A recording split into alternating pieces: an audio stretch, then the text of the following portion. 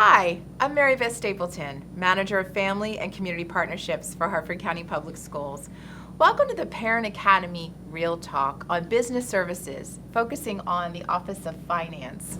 With me today, I have Assistant Superintendent of Business Services, Ms. Deborah Judd. Hi, Deborah. Hi, how are you? Good to see you. Thanks for being here. And Jay Staab, who is our Director of Finance. Hey, Jay. Good morning. How are you? Good morning. It's good to see you. Thank you both for taking the time out of your busy calendars. Sure. Right now, I know we're in the middle of budget season, but we know that all year is a very, very busy time of year for business services. Yes. It's not just once. So that's what we wanted to highlight for parents today. We hear a lot at the Board of Education about the budget. We hear a lot about the budget. We talk about the budget. But we wanted to highlight for parents that we have a lot of different things going on as well in business services, and to talk about all the other great work that is happening under the direction of Deborah Judd. So to get us started, it's good for parents to know the background of our professionals who are working behind the scenes to support our schools. So I'll start with you, Ms. Judd. Your bio, a quick overview of your background. Well, quickly, I've been with HCPS since 2015, so this is my 7th year, I guess. I was in higher education for several years before that, and I first started out in public accounting and went into the private sector and worked for many years there. So I love being here, I love what we do, and I love the team that I work with. So That's great. I'm happy to be here. And how many years again with HCPS? 7. 7, okay, Yeah. wow. Yeah. Seems like just Time flies. yesterday. That's great. And Jay? Well, I'll go back a little further. I actually graduated from Loyola College with a degree in accounting and went to work in public accounting, similar to Deborah, right out of school, got my CPA, and worked in public accounting for 10 years, a local firm.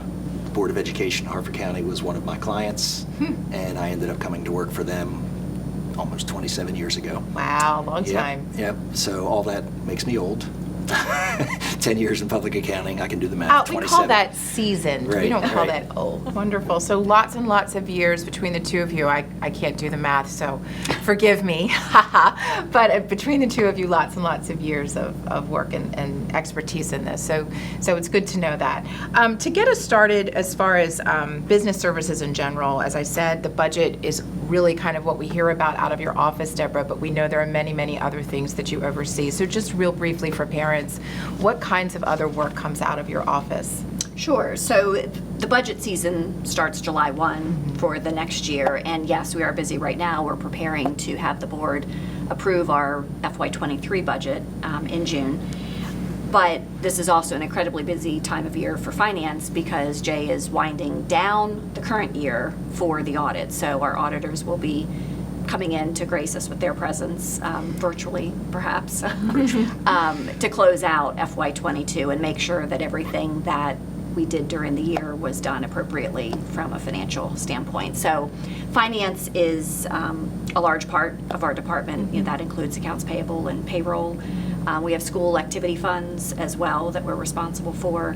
We have budget, of course, medical billing, procurement, risk management, and food and nutrition all fall under business services. So today we want to really highlight the finance work and the work that you're doing and overseeing. So you talked a little bit about auditing. Thinking about, as parents, we hear in the media, we know when we get our weekly or biweekly paychecks, we see taxes are certainly paid to support our schools, and we're happy to do that, happy to support our children. With that said, it's good for us to know how that money is managed beyond the budget, right? So once the budget is approved, that's when the real work begins, right, Jay? How does your office oversee that throughout the year? What kind of work does your staff do? Okay, so as Deborah mentioned, we have a total of, I guess, 13 people in finance, 5 of which, or 6 of which now, are in payroll. And payroll pays all of our employees every 2 weeks. So that is, directly supporting the schools and all the people that are in the schools, as the majority of our folks are located out in buildings. So they pay the teachers, the custodians, the paraeducators, the food service workers, everybody. In addition to that, we have accounts payable. That's just 2 individuals who process all the payments for all of our vendors. in addition to processing all of the expense reimbursements for things like mileage that our employees travel, any expenses that are business related that they incur that are reimbursable. Beyond that, we have 4 CPAs in the finance office. So we don't have a lot of people, but we are well credentialed. We have myself, Chris Barker, Jen Berkline, and our payroll manager, Mary Folis, are all CPAs. And we do all of the accounting work for the entire system. So it's not a lot of us, but we get it done. And part of our job is safeguarding all the financial assets of the system, Right. Whether that's the banking relationships, managing the audits, all of those things. And those are really important roles that you have. And that said, parents need to be reassured that we do have expertise overseeing that work. And thinking about the audits, can you describe what that process looks like? Because it sounds like there's more than one. And We have a lot of audits. Okay. We're audited from various agencies. Can you share what who, is it just state, is it local? I like to say we're audited 6 ways to Sunday. I mean, Okay. when I hear people say you need more accountability in the public school system, and those, I bristle because, it's rare for us not to have a set of auditors in our building or these days auditing us virtually. So we have an annual audit that we're required by law to have every year. It's a full financial audit. There's an audit opinion issued. We get a clean audit opinion every year. And in addition to that, that same firm has to do an audit of our federal funds, which is, as you're aware of, the grants Right. that come through the federal government. All that has to have a separate audit done to those funds. In addition to that, we have Maryland State Department of Education, which comes in every 2 years and audits our state aid, enrollment figures, all those types of things, which drives our state aid. Right. In addition to that, we have the IAC, which is a state agency which audits our construction programs and the funds that we spend on construction projects. We also have the audit Department of Legislative Audit Services. That's a state agency that comes in every 6 or 7 years and they stay for about a year, and they do an overall comprehensive audit of our systems. We have internal auditors who audit not only school funds, but various, right now they're auditing our accounts payable functions. We have the county auditors who can also come in and audit us, and do come in and audit us on occasion. We have federal auditors that would come in every so often and audit our federal funds that we get separate and apart from our single audit for things like the federal impact aid. They'll come in and audit that process and look at those funds. So, the level of accountability and the standard that we're held to, I don't know of another entity that gets audited as much as us as a public school system. That's a lot. And so, Deborah, in thinking about, so parents understand an auditing process, for those of us that aren't in the CPA world, what exactly are they looking for when they come in? We're looking for everything. Okay. Anything that jumps out at them. They have specific fraud questions that they'll ask us. They meet with various levels in the organization, up through the Board of Education. They'll meet with the president and the superintendent, and they ask very specific questions related to fraud. They're looking at our bank balances, and they'll send confirmations out to our banks and make sure that what we're saying we have in the bank is what the bank is independently saying we have in the bank. They'll do that with accounts receivable. If we have people who owe us money, they can confirm that. They look at disbursements. They'll do samples. They don't check every transaction. They can't possibly do that. So they'll take samples of payroll transactions, accounts payable transactions, and they'll follow those transactions from start to finish to make sure that it's real people that we're paying, and was the amount correct, and was it paid correctly? Are we accounting for it correctly? Did it hit our general ledger and our budget lines correctly? They can question any of those things. And different auditors have different purposes. So they may come in and look at specific things. Again, the legislative auditors may look more globally at things. How are we procuring contracts? Or, they may look at transportation, in particular. So it all depends on it. We have specific auditors for special education. We have specific auditors for food and nutrition. They look at the entire program for food and nutrition. What's on the menu, and does it, adhere to all the standards? So it all depends on who's here and what they're looking for. but it can range from anything. So it sounds like parents can be reassured that there are checks and balances on many different levels to make sure that we are accountable for the money that we have and to help support our schools. And then, Deborah, you talked a bit about kind of the central office oversight. You touched on it a bit, Jay, but for our schools and the support provided to them as far as auditing, making sure our schools are on track with their spending. Can you talk a little bit more about that? And in addition, they have funds that are budgeted to them for specific supplies and things like that.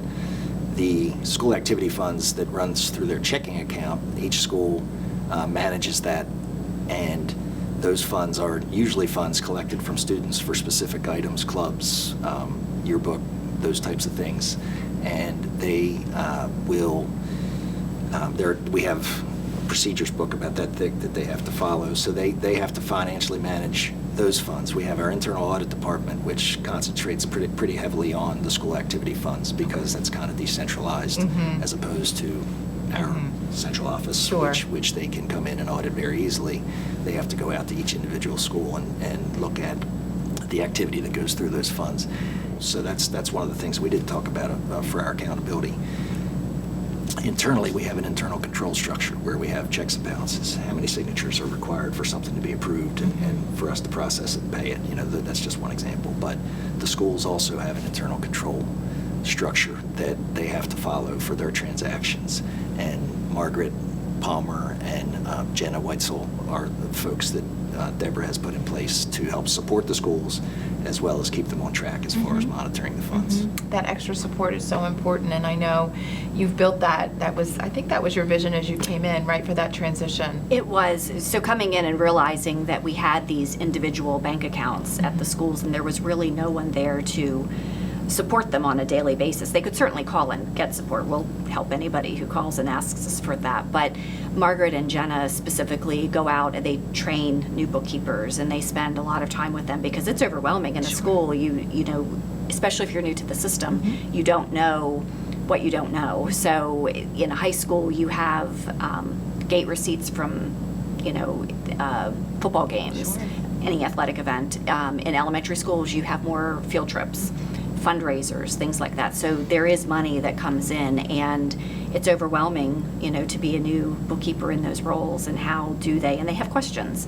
So how do they perform specific tasks, and how do they get support when they're confused? And principals sometimes say, "Oh, I'd like to do this. It's new." So they'll call us, and we creatively come up with ways to help them stick to the accountability that we have and make sure that the funds are accounted for, but also allow them to be creative and do different things in their school that maybe, we hadn't thought of before. So we work with them for that. And I think it's been a good addition to the staff, to the business services overall. And I think we've made great improvements in the accountability at the schools, and they seem to welcome our presence when we're there, and they're not shy to pick up the phones, which we love. We want them to ask questions. Building that relationship Yes. and that support. Well, before we close, I want to highlight how you've been recognized for all this great work. I know there's been an award that you've received for several years, and if you could just talk a little bit about what that is, because I think that just affirms for parents that not just that we know we're doing a good job, but we've got somebody outside who's saying, yeah, things are going well. So could you talk a little bit about that? Sure. Jay.